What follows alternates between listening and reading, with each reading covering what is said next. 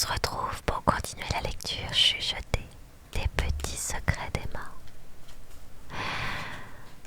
On va entamer le chapitre 15 où va avoir lieu le deuxième rendez-vous entre notre héroïne et son patron du moment. Chapitre 15.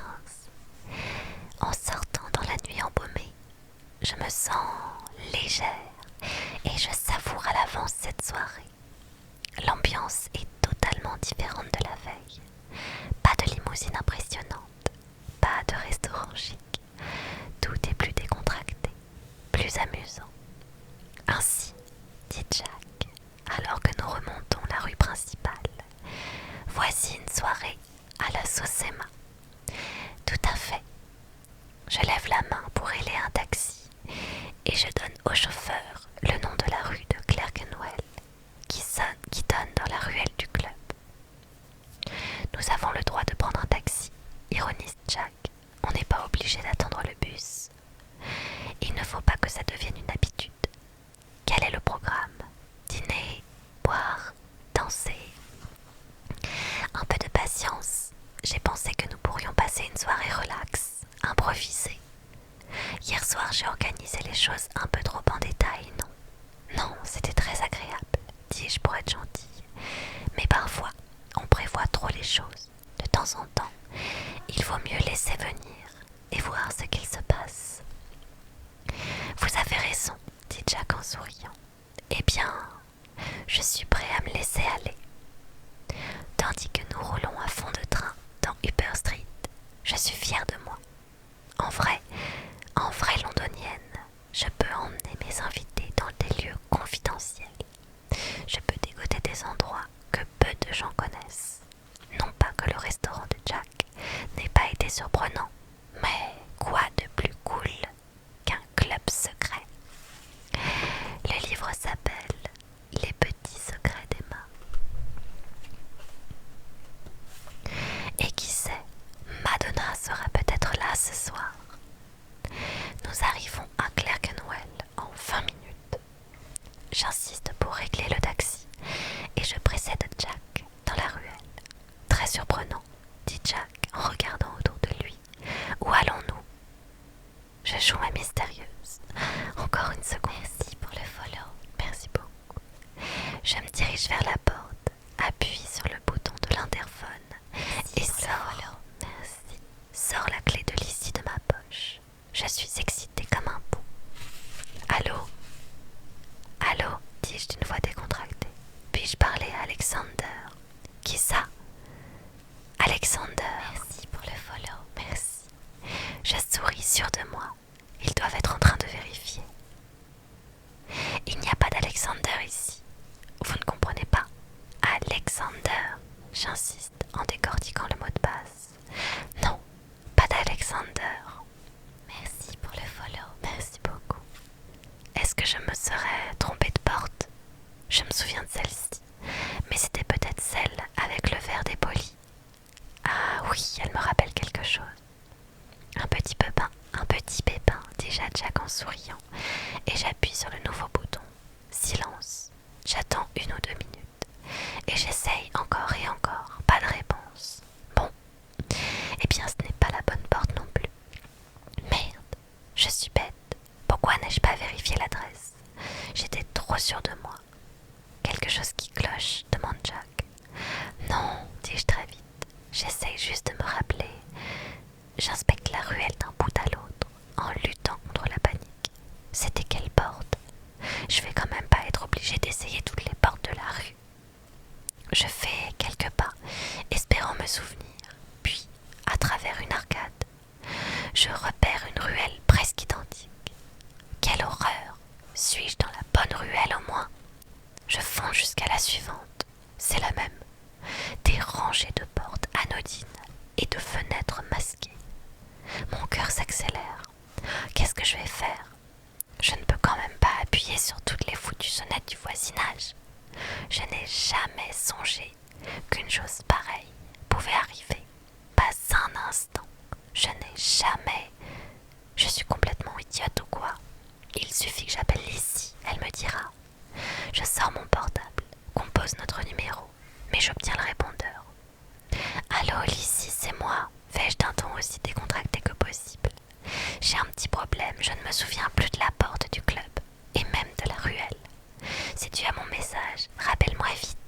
Merci. Je redresse la tête et Jack m'observe.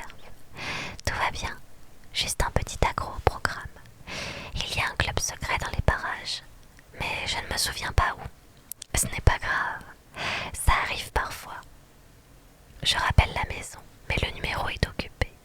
Je compose celui du portable de Lizzie, mais il est débranché. Oh merde et merde, on ne va pas passer la nuit dehors. Emma, voulez-vous que je réserve chez... Non, je crie comme si on m'avait piqué. Jack ne va rien réserver du tout. J'avais dit que j'organiserais cette soirée et je le ferai. Non merci, tout va bien. Je change mon fusil d'assaut. Voilà, on va plutôt aller chez Antonio. Je pourrais faire venir la voiture, propose Jack. Nous n'en avons pas besoin. Je me dirige directement vers l'artère principale et, Dieu merci, j'aperçois un taxi en ma route. Je lui fais signe, ouvre la portière pour Jack et dis au chauffeur: Bonsoir, emmenez-nous chez Antonio, sur Sanderstead Road, à Clapham, je vous prie. Bravo pour moi, j'ai réussi en adulte et grâce à mon esprit de décision, j'ai sauvé la situation. Où se trouve Antonio? Demande Jack quand le taxi a démarré. C'est en banlieue, au sud de Londres, mais c'est très sympa. Lizzie et moi avions l'habitude d'y aller quand nous habitions Wandsworth. Il y a des grandes tables en bois, la nourriture est sublime, et ils ont des canapés. Et ils vous laissent tranquille. Parfait, acquiesce Jack en souriant. Je lui souris à mon tour, fière de moi. Bon, ça ne devrait pas prendre autant de temps pour aller à Clapham. On aurait dû y être il y a des siècles. C'est pratiquement au bout de la rue. Après une demi-heure de trajet, je me penche vers le chauffeur. Il y a un problème. Le trafic, ma petite. Qu'est-ce que vous voulez y faire? Je croyais que les taxis trouvaient toujours des itinéraires peu encombrés. Ai-je envie de lui crier? Mais je préfère lui demander gentiment. À votre avis, on va mettre combien de temps? Qui sait? Je m'enfonce dans la banquette, l'estomac noué, par tant de frustration. On aurait dû aller quelque part dans Clerkenwell ou dans Covent Garden. Quelle idiote je suis! Emma, ne vous en faites pas. Je suis sûre que tout sera très bien quand on y sera. Je l'espère, fais-je avec un demi-sourire. Je n'arrive pas à trouver un sujet de conversation anodin. Toute mon énergie est dirigée vers le chauffeur pour qu'il roule plus vite. Je regarde par la fenêtre, ravie à chaque fois que défilent les chiffres d'un arrondissement. SW3, SW11, SW4. Enfin, nous arrivons à Clapham. Nous sommes presque à destination. Le livre s'appelle Les petits secrets d'Emma. Merde, encore un feu rouge. J'ai du mal à rester assise. Et le chauffeur ne bouge pas, comme s'il n'était pas concerné. Bon, c'est vert. Allez, avance. Mais il démarre tout doucement, comme si on avait toute la journée. Et voici qu'il se laisse doubler. Qu'est-ce qu'il fout? Bon, calme-toi. Voici la rue. On y est enfin. Eh bien, c'est là, dis-je en essayant d'être relax. Désolée que cela ait pris autant de temps. Quelle importance! On dirait que ça valait le déplacement. En payant le taxi, j'avoue que je suis assez heureuse d'être venue. Le restaurant est superbe. Des guirlandes illuminent la façade habituellement verte. Des ballons multicolores sont accrochés à la marquise. De la musique et des rires émergent par la porte ouverte. Il y a même des gens qui chantent. Normalement, ce n'est pas aussi bruyant, dis-je en entrant. Je repère Antonio, debout près de la porte. Bonsoir Antonio. Emma, s'exclame Antonio, un verre de vin à la main. Il a les joues rouges et je ne l'ai jamais vu sourire ainsi de toutes ses dents. Bellissima. Il m'embrasse sur les deux joues et je me sens rassurée. Quelle bonne idée de venir ici. Je connais le patron. Il va faire tout son possible pour que nous passions un moment formidable. Voici Jack, dis-je en souriant. Jack, ravi de vous connaître.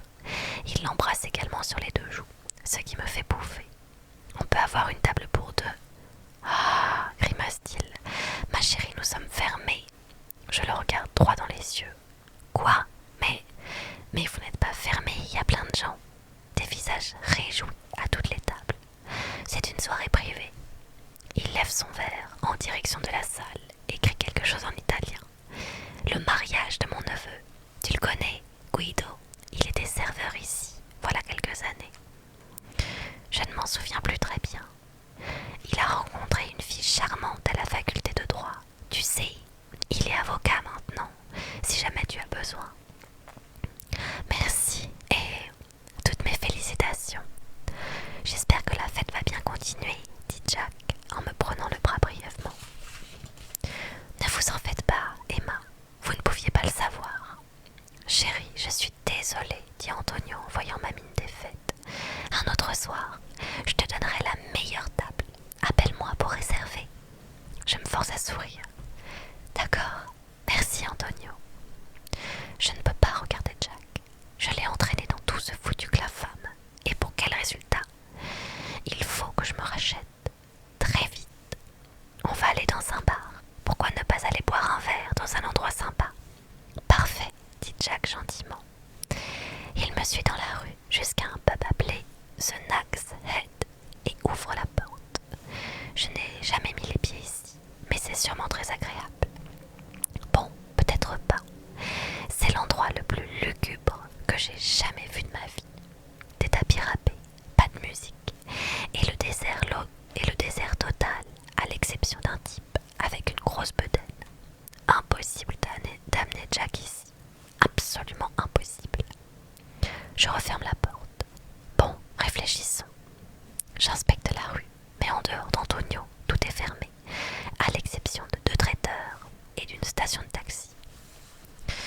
Bon, qu'est-ce qu'il y a, mon chat? T'amènes une petite boule de papier. Tu veux dire bonjour au live? C'est ça, tu veux faire un peu d'ASMR en faisant miaou miaou. Ça faisait longtemps qu'on t'avait pas entendu, c'est sûr. Mais oui, c'est un petit peu toi, au final la star des lives ASMR. Bah oui mon chat. J'ai cru que c'était une porte qui grince au début. Non, c'est vraiment elle qui arrive avec sa petite boulette de papier dans la bouche pour que je joue avec elle. Bon, on va prendre un taxi et retourner dans le centre, dis-je avec un maximum d'entrain. Ça ne devrait pas prendre trop de temps. Je me poste au bord du trottoir. Pendant les 3 minutes qui suivent, pas une voiture ne passe. Je ne parle pas de taxi. Aucun trafic du tout. C'est plutôt calme, remarque Jack. Oui, c'est un quartier résidentiel. Antonio est l'exception. En apparence, je suis calme, mais en fait, je commence à paniquer. Qu'est-ce qu'on va faire? Marcher jusqu'à la rue principale de Clapham, c'est à des kilomètres. Je consulte ma montre et je tressaute en voyant qu'il est déjà 9h15. On a passé 1 heure à glandouiller et on n'a même pas bu un verre. Tout est de ma faute. Je ne suis pas capable d'organiser une soirée sans que ça tourne à la catastrophe. Soudain, j'ai envie d'éclater en sanglots. J'ai envie de disparaître sous le trottoir. Le voleur. Merci.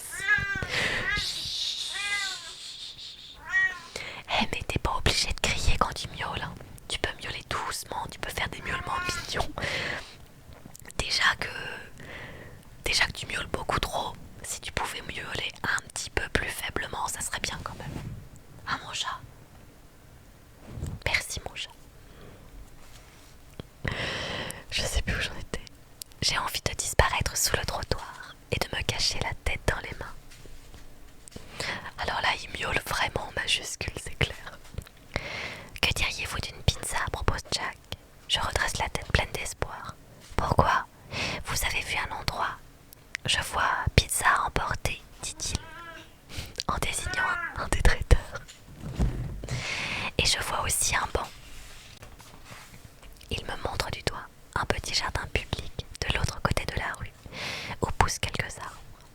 Allez chercher les pizzas, je m'occupe de réserver le banc. Je n'ai jamais été... Mon chat. Oh là là. Je n'ai jamais été aussi humiliée de ma vie. Jamais. Jack Harper m'emmène dans le restaurant le plus cher et le plus chic de la terre. Et je l'emmène sur un banc au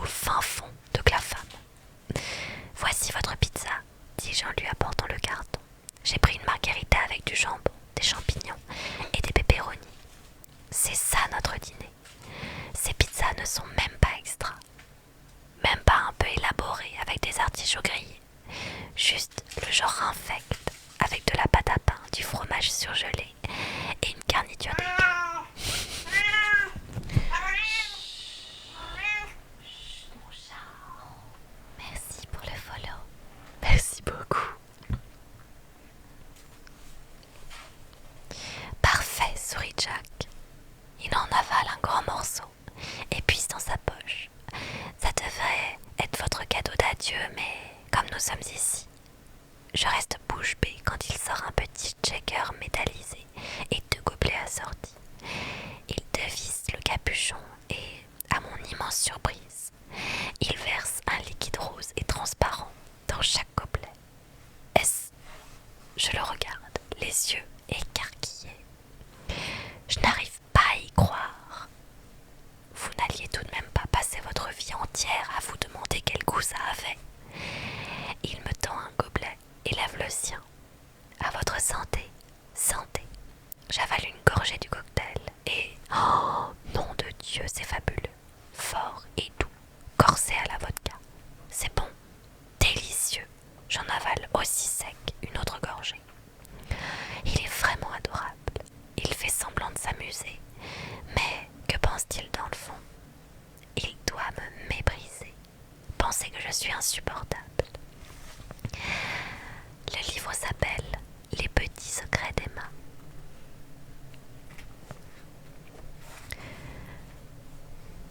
Emma, pour le follow. Ça va? Merci. Pas vraiment, dis-je d'une voix grave. Jack, je suis désolée. J'avais pourtant tout prévu. On devait aller dans un club vraiment cool, où il n'y a que des stars et on aurait dû s'amuser. Emma. Jack pose sa coupe et me fixe. J'avais envie de passer la soirée avec vous.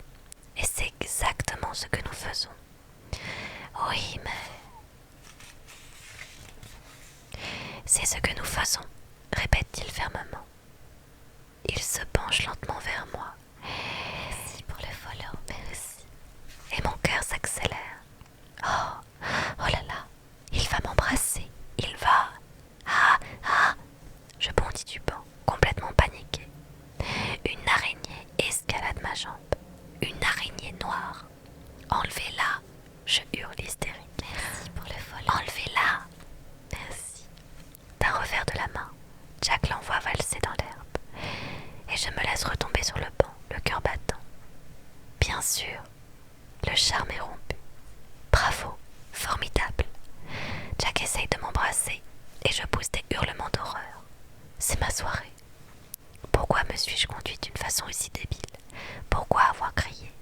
Je n'avais qu'à serrer les dents. Enfin, pas vraiment serrer les dents, bien sûr. Merci. J'aurais dû garder mon calme, être tellement transportée que je n'aurais pas remarqué l'araignée. Les araignées n'ont pas l'air de vous faire peur, dis-je à Jack avec un rire gêné. Vous ne devez avoir peur de rien. Il me sourit sans répondre. Avez-vous peur de quelque chose? Les vrais hommes ne craignent rien, plaisante-t-il. Malgré moi, je suis un peu fâchée. Jack ne semble pas très doué pour parler de lui-même. Bon, alors, d'où vient cette cicatrice à votre poignet? C'est une histoire longue et ennuyeuse, répondit-il en souriant. Vous n'avez certainement pas envie de l'entendre. Mais si, me dis-je immédiatement. Je veux l'écouter. Je souris et reprends un peu de cocktail. Voici qu'il regarde dans le vide, comme si je n'étais pas là. Il a oublié de m'embrasser. Je dois faire le premier pas. Non et non. Pete adorait les araignées, dit-il soudain. Il les élevait comme des animaux domestiques. Il en avait d'énormes, pleines de poils, et des serpents. Non, je vais pas lire tout le livre aujourd'hui. Je vais finir le chapitre et je vais m'arrêter. On retrouvera la suite de l'histoire un autre soir. Je fais des lives ASMR tous les soirs à partir de 22h. Vraiment, dis-je en grimaçant. Dingue, il était complètement dingue. Il pousse un gros soupir. Il vous manque encore? Merci oui, pour le follow, merci. Nouveau silence. Au loin, j'entends un groupe quitter le restaurant d'Antonio et crier en italien. Il a laissé de la famille aussitôt. Quelques personnes, vous les voyez toujours, à l'occasion. Il se tourne vers moi et sourit. Vous avez de la tomate sur le menton. Au moment où il va me l'enlever, nos yeux se croisent. Doucement, il se penche vers moi. Oh, ça y est, on y est, c'est Jack. Nous sursautons tous les deux et j'en laisse tomber mon gobelet. Je me retourne et n'en crois pas mes yeux. Sven se tient à la grille du petit jardin public. Qu'est-ce qu'il fout là, bordel? Quelle synchronisation, murmure Jack. Bonsoir, Sven. Mais qu'est-ce qu'il fait là? Comment il a su qu'on était ici? Jack se masse le visage. Merci. Il m'a téléphoné pendant que vous alliez acheter les pizzas. J'ignorais qu'il viendrait aussi vite. Emma, il s'est passé quelque chose. Il faut que je lui dise 2 mots en privé. Je vous promets que je n'en ai pas pour longtemps, d'accord? Je hausse les épaules. Bon, après tout, que dire d'autre? Mais dans le fond, je me sens prête à laisser éclater ma colère. Pour garder mon calme, je prends le shaker, me verse ce qui en reste et en avale une grande gorgée. Jack et Sven se tiennent à l'entrée du jardin, plongés dans une conversation animée à voix basse. L'air de rien, je change de position sur le banc pour mieux entendre. Agir à partir de là. Plan B, retourne à Glasgow. Urgent. Merci pour le follow. Merci. En redressant la tête, je croise le regard de Sven. Je me détourne et fais comme si j'étudiais le sol. Il baisse alors le ton, de sorte que je ne peux plus rien entendre. Enfin, ils se séparent et Jack avance vers moi. Emma, je suis tout à fait désolée, mais il va falloir que je parte. Je suis consternée. Partir? Comment? Tout de suite? Oui, je dois m'éloigner pendant quelques jours. Je suis navrée. Il s'assied sur le banc. Mais c'est très important. Oh, je comprends. Sven a commandé une voiture qui va vous ramener chez vous. Bravo, me dis-je furieuse. Merci beaucoup, Sven. C'est vraiment délicat de sa part. Emma, je dois absolument partir, continue Jack. Mais nous nous reverrons à mon retour. D'accord, à la fête de la société, nous reprendrons de là. Bien, dis-je avec un sourire forcé, avec plaisir. J'étais ravie de la soirée. Je fixe le banc. Moi aussi, je me suis bien amusée. On recommencera. Tendrement, il soulève mon menton et me regarde droit dans les yeux. Je vous le promets. Il se penche vers moi et cette fois-ci, il n'hésite pas. Sa bouche ferme et douce se pose sur mes lèvres. Il m'embrasse. Jack Harper m'embrasse sur un banc public. Sa bouche ouvre la mienne. Je sens sa barbe rêche contre mon visage. Son bras m'entoure et il m'attire vers lui. J'ai du mal à respirer. Sans m'en rendre compte, je glisse ma main sous sa veste, touche les lignes de ses muscles sous sa chemise que j'aimerais arracher. Oui, je voudrais l'arracher. J'en veux plus. Soudain, il s'écarte de moi et c'est comme si je me réveillais d'un rêve délicieux. Emma, je dois partir. J'ai la bouche en feu. Je sens encore sa peau contre la mienne. Tout mon corps vibre. Impossible que ce soit fini. Impossible. Ne partez pas. Encore une demi-heure. C'est quoi mon idée? Faire ça dans les buissons? La vérité, oui, n'importe où. De toute ma vie, je n'ai jamais eu autant envie d'un homme. Je n'ai aucune envie de partir. Ses yeux sombres sont presque opaques. Mais j'y suis obligée. Il me prend la main et je retiens la sienne pour prolonger ce contact le plus possible. Eh bien, à bientôt, fais-je difficilement. Vivement la prochaine fois. Oui, Jack. Nous regardons ensemble Sven qui se tient près de l'entrée. J'arrive, crie Jack. Nous nous levons et je détourne discrètement les yeux de la légère protubérance de Jack. En voiture, je pourrais... Oh non, non, je n'ai rien dit. Jamais une chose pareille ne m'a traversé l'esprit. Le follow.